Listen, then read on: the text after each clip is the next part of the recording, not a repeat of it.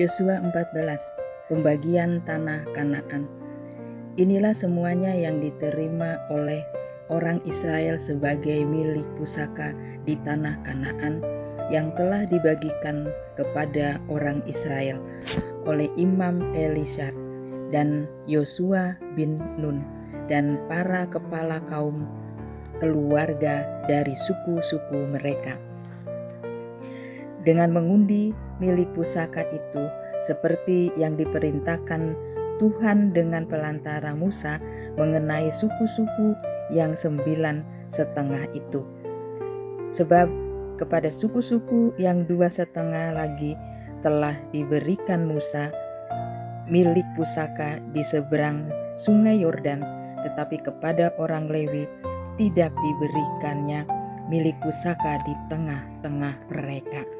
Sebab Bani Yusuf merupakan 2 suku, Manase dan Efraim, maka kepada orang Lewi tidak diberikan bagiannya di negeri itu selain dari kota-kota untuk didiami dengan tanah pengembalaannya untuk ternak dan hewan mereka. Seperti yang diperintahkan Tuhan kepada Musa, demikianlah diperbuat oleh orang Israel dan dibagi-bagi merekalah negeri itu. Kaleb mendapat Hebron. Bani Yehuda datang menghadap Yosua di Gilgal. Pada waktu itu berkatalah Kaleb bin Yefone orang Kenas itu kepadanya, "Engkau tahu firman yang diucapkan Tuhan kepada Musa abdi Allah itu tentang aku dan tentang engkau di Kades Barnea.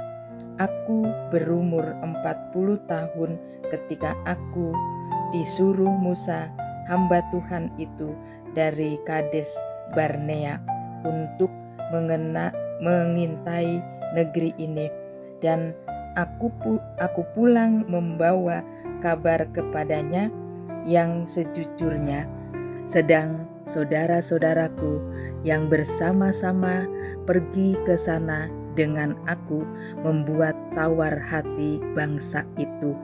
Aku tetap mengikuti Tuhan Allahku dengan sepenuh hati." Pada waktu itu Musa bersumpah katanya, "Sesungguhnya tanah yang diinjak oleh kakimu itu akan menjadi milik pusakamu dan anak-anakmu sampai selama-lamanya. Sebab engkau tetap mengikuti Tuhan Allahmu dengan sepenuh hati.